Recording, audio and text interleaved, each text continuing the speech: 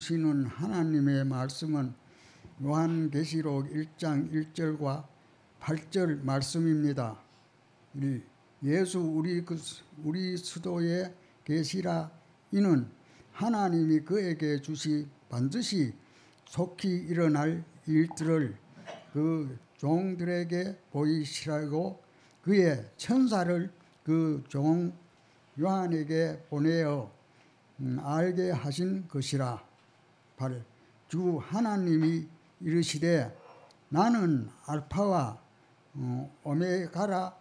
이제도 있고 전에도 있었고 장차 올 자요 전능한 자라 하시더라.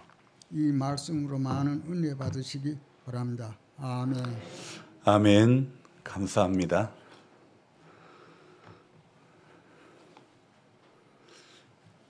여러분 왜 웃으시는지 저는 압니다. 우리 전파님이 얼마나 순수하게 그대로 적혀 있는 대로 읽어주셔서 너무 감사합니다.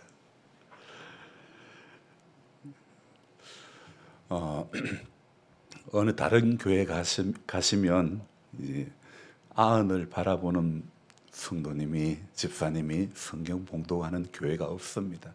우리 임기교회니까 이런 또 기회가 있는 것 아니겠습니까? 하나님의 말씀을 봉독하며 우리가 예배의 자리에 동참할 수 있다는 것이 아주 귀한 것인 줄로 믿습니다. 며칠 전부터 바람이 약간 세게 불기 시작했습니다. 일기예보에는 지난 한 주간 비가 모두 잡혀 있었지만 예보대로 비가 다 내리지는 않았던 것 같습니다. 교회 마당 옹벽 공사로 인해 공사를 쉴 수밖에 없었는데 이게 한번 쉬고 나니까 계속 쉬게 되는 그런 거예요. 그래서 이번에는 또 일을 좀 하려고 하니 비가 발목을 붙잡습니다. 모레부터는 일을 해야 하는데 역시나 일기예보에는 전부 다 비가 잡혀 있는 것입니다. 마치 바람은 태풍의 전조 현상처럼요, 계속 바람은 또 불고 있죠. 비는 계속 잡혀 있으니 일정이 어떻게 될지 알 수가 없습니다. 하지만 길게 보면 지난 우리 6개월의 여정도 마찬가지였던 것 같습니다. 마냥 병원 신세 앉을 것 같은 건강하셨던 분들도 원치 않는 질고로 입원 또 수술하신 분도 있고 현재 안동병원에서 시술을 하고 누워 계신 분도 있습니다. 장마철 날씨만큼이나 사람 인생의 여정에 변덕스럽고 원치 않는 일들이 얼마나 많이 생기는지, 하지만 언제나 그래 왔었다 생각하면 편한 것이 되고 그래도 지금 살아있음에 감사하며 더욱이 감사한 것은 살아계신 하나님을 향하여 이 시간 우리 모두가 예배 드리고 있다는 것이 감사한 것입니다. 아멘. 여러분 오늘은 맥주 감사 주일입니다. 맥주 감사 주일을 맞이하여 저는 이 말씀을 전하는 시간의 첫머리에 시 한 편을 소개해 드리려고 합니다. 우리가 잘 아는 나태주 시인의 행복이라고 하는 시입니다. 저녁 때 돌아갈 집이 있다는 것, 힘들 때 마음속으로 생각할 사람이 있다는 것, 외로울 때 혼자 부를 노래가 있다는 것. 나태주 시인은 이것을 행복이라고 이야기를 했습니다. 여러분 이 시가 공감이 됩니까? 행복은 여러분 대단한 것을 갖추고 있어서 느끼는 것이 아닙니다. 저녁 때 돌아갈 집이 있다는 것만 해도, 힘들 때 생각할 사람이 있다는 것만 해도, 외로울 때 혼자서 부를 노래가 있다는 것만 해도 시인은 행복이라고 했는데, 여러분 여기 어디를 보아도 시인이 대단한 것 말하는 것 아무것도 없습니다. 그냥 돌아갈 집이 하나 있다는 것만도 행복이고 감사라는 것입니다. 고대 몸뚱이 하나 닐 곳이 있는 것만도 감사한 일이고 행복이라는 거죠.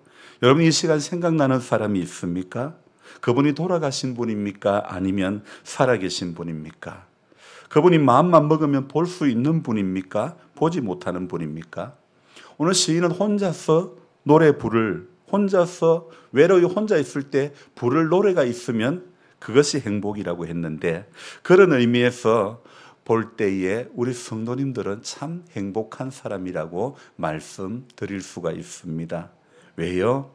지금 죽어도 돌아갈 집이 있다는 것, 몸뚱이 하나 누일 집뿐만 아니라 우리 영혼이 돌아갈 본향이 있다는 것, 이것이 진정 감사이고 행복인 것입니다.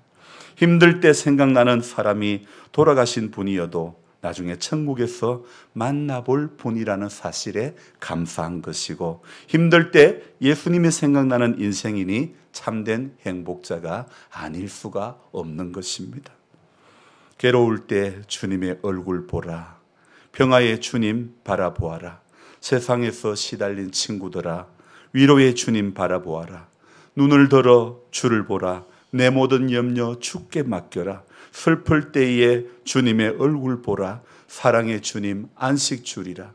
여러분, 우리는 이렇게 찬송할 수 있는 그런 곡이 있습니다. 우리 힘들고 우리 어려울 때 마음껏 하나님 앞에 찬양할 수 있는 그런 얼마나 하늘의 노래들이 우리 가운데 있다는 것이 감사한 이유가 아니겠습니까? 우리 같이 한번 불러볼까요?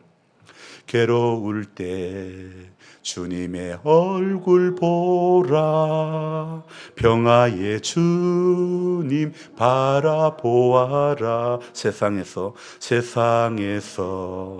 시달린 친구들아, 위로의 주님 바라보아라. 눈을 들어 주를 보라. 내 모든 염려 주께 맡겨라. 슬플 때에 주님의 얼굴 보라. 사랑의 주님 안식 주리라. 아멘. 여러분, 사랑의 주님이 우리가 찬송 부를 때에 안식을 주는 줄로 믿습니다. 주님이 생각이 나고 힘들 때 이렇게 부를 찬송이 있으니 얼마나 우리가 행복자입니까? 오늘 우리 같이 그런 의미에서 인사를 한번 가장 멋지고 가장 고상하게 임기교회 수준답게 한번 인사를 나누겠습니다. 돌아갈 천국이 있으니 행복자이십니다. 힘들 때 주님이 생각나니 행복자이십니다. 괴로울 때 부를 찬송이 있으니 행복자입니다. 아멘. 여러분, 이처럼 행복이라는 것이요, 어떤 갖추어진 것에서 나오는 것이라면 우리 중에 행복할 사람이 몇 되겠습니까? 근데 행복은요, 갖추어져서 누리는 것이 결코 아니더라는 것입니다. 부족한 것밖에 없고 약한 것밖에 없고 있는 것보다 없는 것이 더 많은 가운데 있어도 하나님을 신뢰함으로 그래도 맥주감사주일 예배의 자리에 서서 지난 6개월간 베풀어 주신 은혜를 생각할 줄 아는 사람이 진정 행복한 사람이라는 것을 저는 믿습니다. 여러분, 저는 지금 방송이 실시간 잘 나가고 있는지 모르겠습니다. 제가 제 모니터로는 얼굴이 안 나오는 것 같은데 전사님 한번 확인해 보시기 바랍니다. 저는 그 보릿고개를 모르는 시대에 태어났습니다. 그래서 지금까지 살아오면서 우리 아버지나 또 할아버지, 할머니 이분들을 통해서 보릿고개라는 것을 이렇게 듣고 조금 아는데, 우리 연세 많으신 성도님들은 대부분 보릿고개를 겪어 오신 분들이 대부분인 것으로 알고 있습니다. 네, 보릿고개를 들어서 아는 사람과 겪어 오면서 아는 분들과는 엄청난 차이가 있을 것입니다. 우리 어른들이야 먹을 것이 없어 소나무 껍질을 벗겨서 얇은 그 속껍질을, 이름을 뭐라 그러죠? 송기 그죠? 송기. 그것도 말마다 조금은 다르게 부르기도 하죠. 근데 이 송기를 배가 고프니까 이것을 또 이렇게 껍질을 벗겨서 드시면서 춘궁기를 이렇게 보낸 분들도 있습니다. 그렇게 그 보리가 나오기까지는 그렇게 어렵게 풀뿌리 이렇게 먹으면서 저는 지금도 아마 제 밑에 제 아들 세대, 제 손자 세대는 왜 라면 끓여 먹지 그걸 드셨을까? 그랬을지도 모릅니다. 왜 그때 라면 사 먹지? 이렇게 충분히 생각할 수도 있을 것입니다. 하지만 그 시절에 라면이 어디에 있었습니까? 여러분. 근데 이 송기를 많이 드신 분들은요. 배변 활동에 장애를 받아가지고 파내야 되는 그런 경우도 있었다고 합니다. 여러분도 또한 그런 경험이 있는지는 모르겠습니다. 배고픔과 굶주림, 생존의 위험이 있는 상태에서 보리 이삭이 누렇게 있기를 바라면서 버틴 그 시절, 풀뿌리로 연명하고 솔잎, 소나무 껍질을 벗겨 먹으면서 악착같이 살아왔던 여러분들의 그 시절, 그러다가도 보리 수확을 하게 되면 이젠 살았구나 안도감을 내셨던 우리 성도님들, 보리밥이라도 배불리 먹을 수 있으니 기쁨이 큰 것이었지요. 우리 믿음의 선배들은 누가 가르쳐주지도 않았는데 배고픔에서 건지신 은혜, 보리밥이라도 그렇게 고봉으로 먹을 수 있으니 감사하면서 이 보리 수확 후에 바로 맥주 감사절로 하나님께 영광을 돌렸던 것입니다.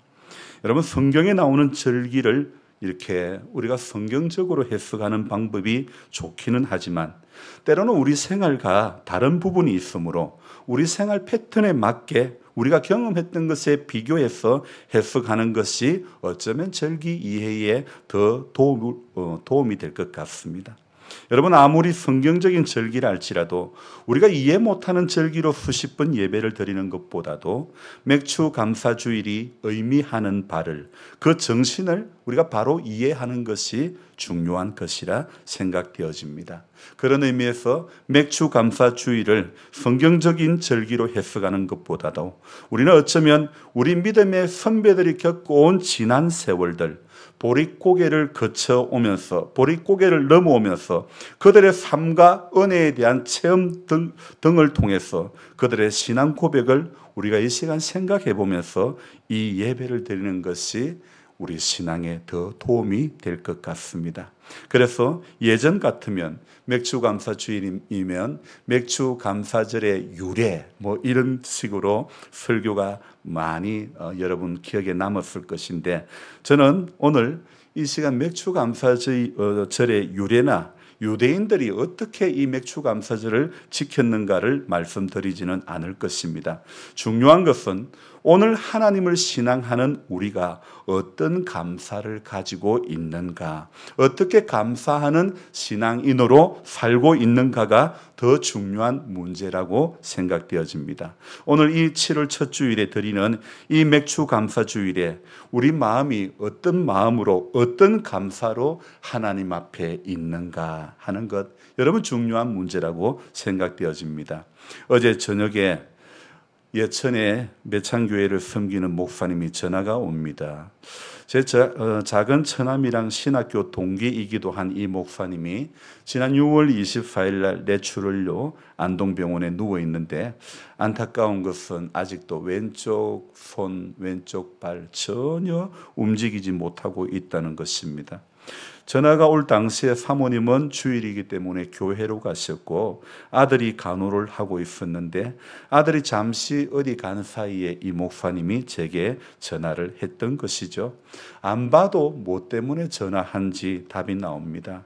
제일 쉬운 게 제일 안 되니 내일이 주일인데 병원 침대에 누워만 있으니 얼마나 마음이 불편하고 가시방석일까. 벌써 이제 오늘 주일이 두 번째 병원에서 누워 있는 그런 모습으로 예배의 자리에 가지 못하고 말씀을 전하는 사람이 강단에 서지 못하고 병원에 누워 있는 그 자신이 얼마나 안타깝고 답답했을까, 이런 생각을 해봅니다.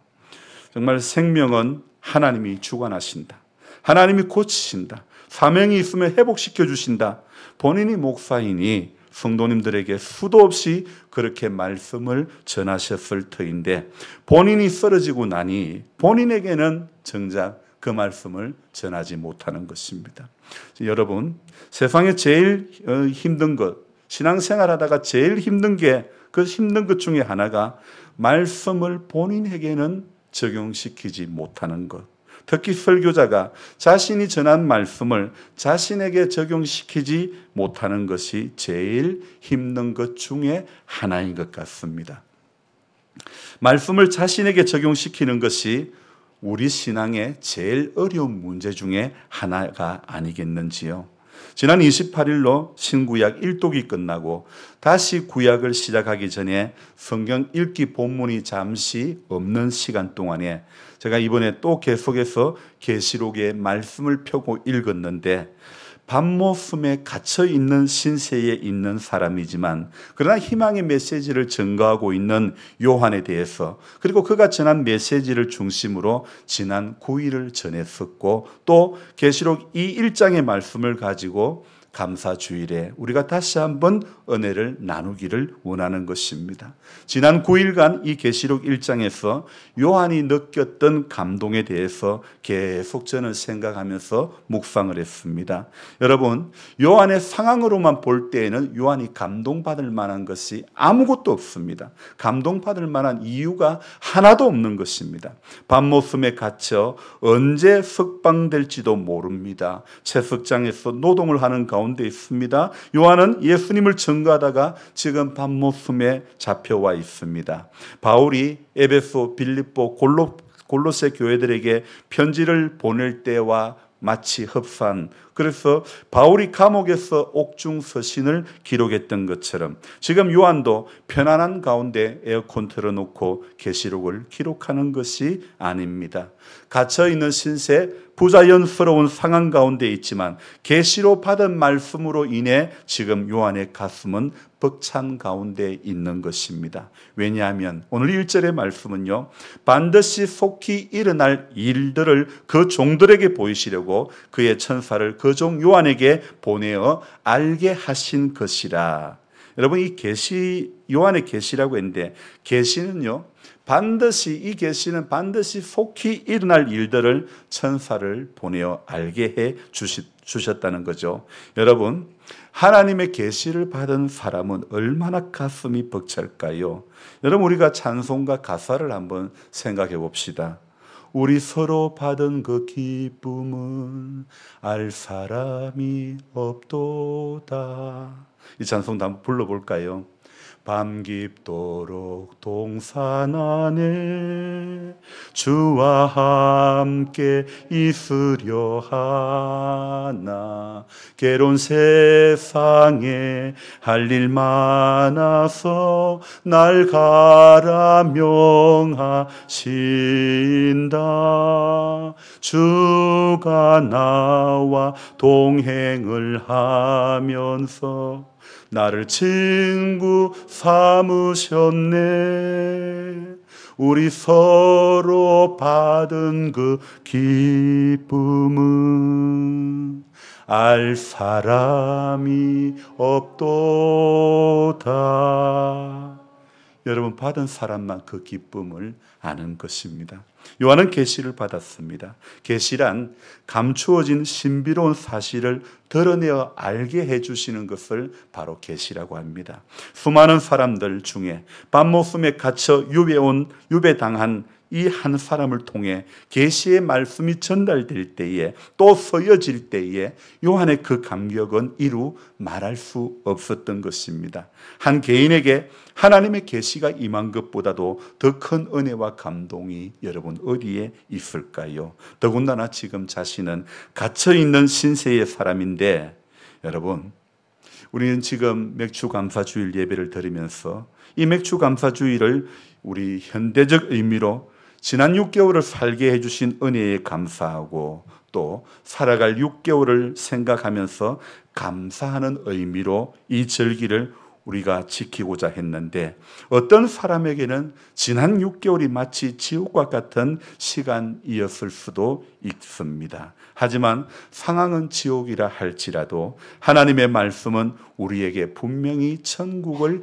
약속하고 있는 줄로 믿습니다. 상황은 지옥이라 할지라도 하나님의 말씀은 우리에게 평안을 약속하고 있음을 우리는 믿어야 하는 것입니다. 그러니 지금 요한처럼 갇혀 있는 사람이 아니라면 지금 요한이 살았던 우리가 살고 있는 이 시대가 그 핍박의 시대가 아닌 그런 시대에 우리가 살고 있지 않습니까? 그렇다면 우리가 지금 늙었다는 이유로, 우리가 지금 병들었다는 이유로, 우리가 지금 돈이 없다는 이유로 기가 죽어 있을 사람이 아님을 우리는 알아야 하는 것입니다. 왜냐하면 우리는 우리의 상황을 뛰어넘는 약속의 말씀을 이미 받은 사람들이기 때문입니다. 오늘 이 예배를 드리는 것도 약속의 말씀, 계시의 말씀을 받고 하나님을 만나기 위해서 이 자리에 온 것입니다. 우리는 오늘 이 자리에서 나는 알파와 오메가라, 이제도 있고 전에도 있었고 장차 올 자요 전능한 자라 하시더라.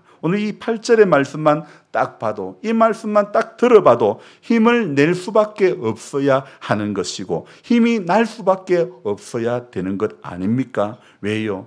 하나님께서 우리의 시작이 되고 하나님께서 우리의 끝이 되시고 이제도 있고 전에도 있었고 장차 올 자라 전능한 자라 하시더라.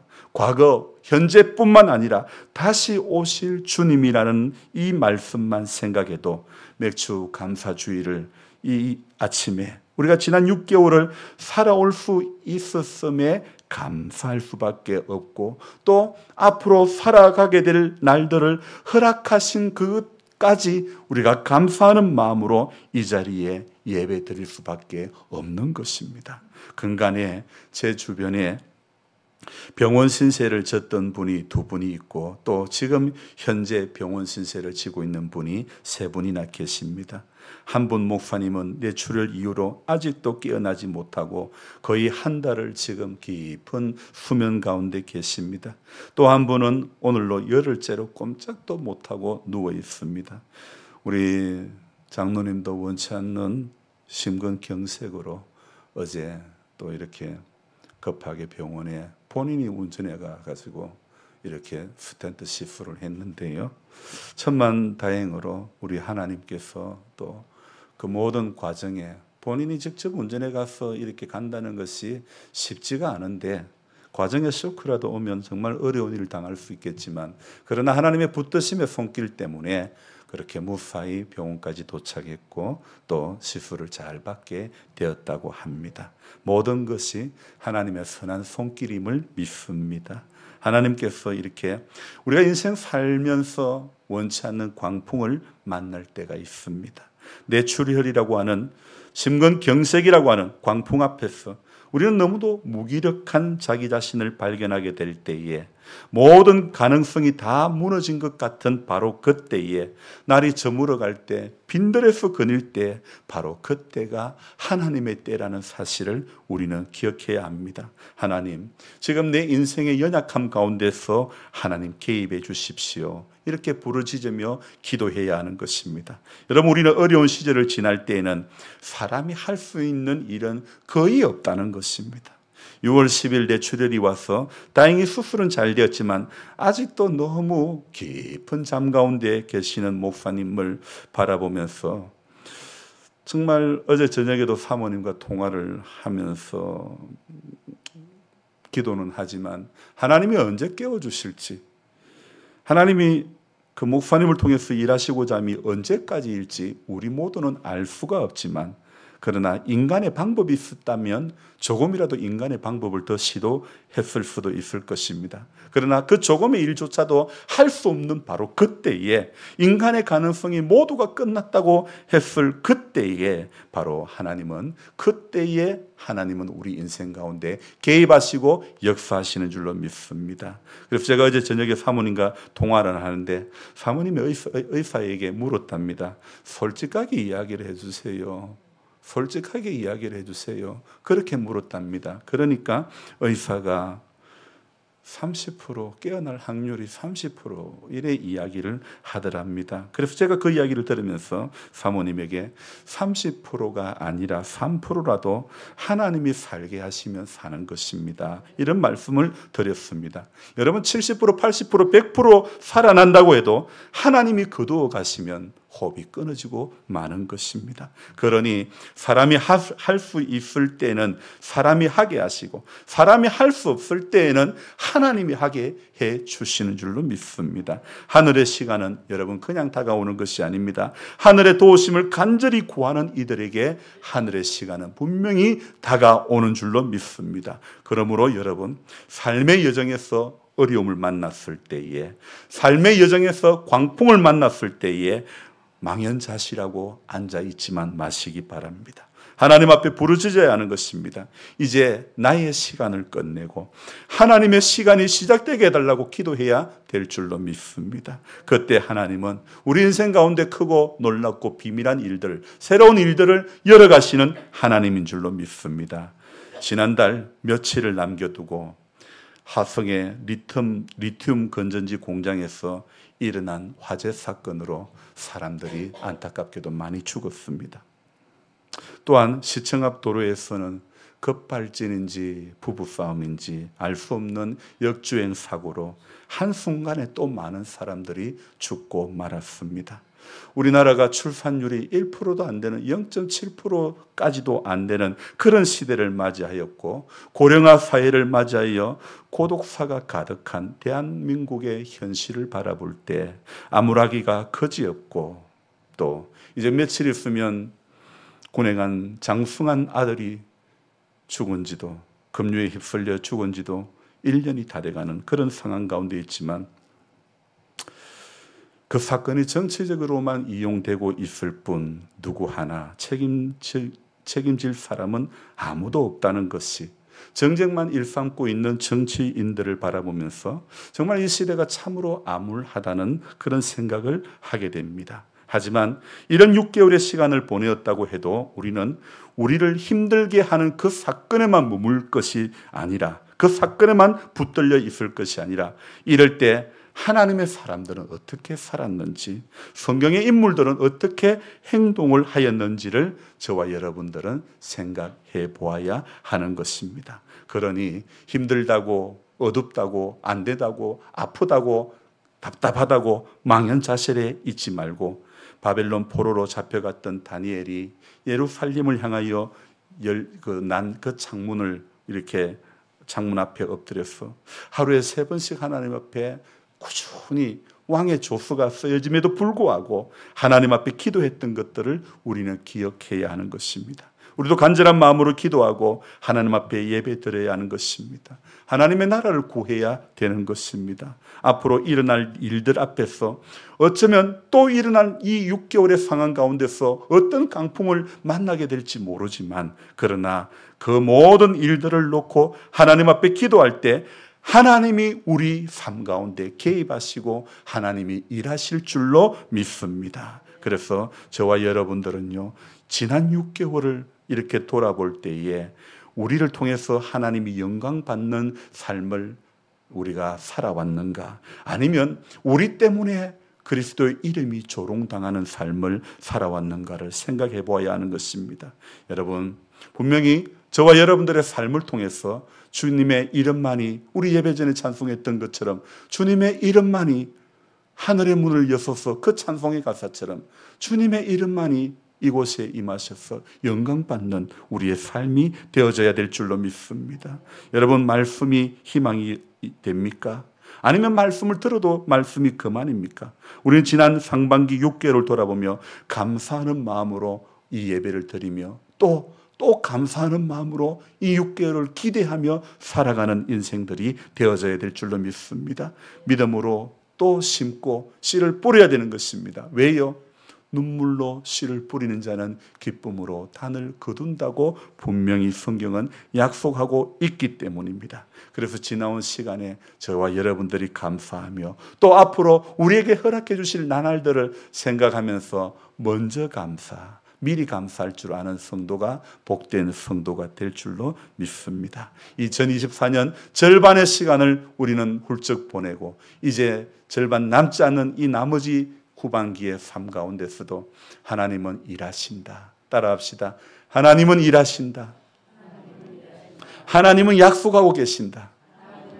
하나님은 나를 붙들고 계신다.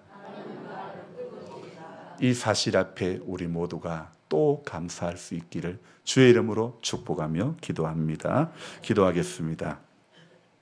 좋으신 하나님 아버지,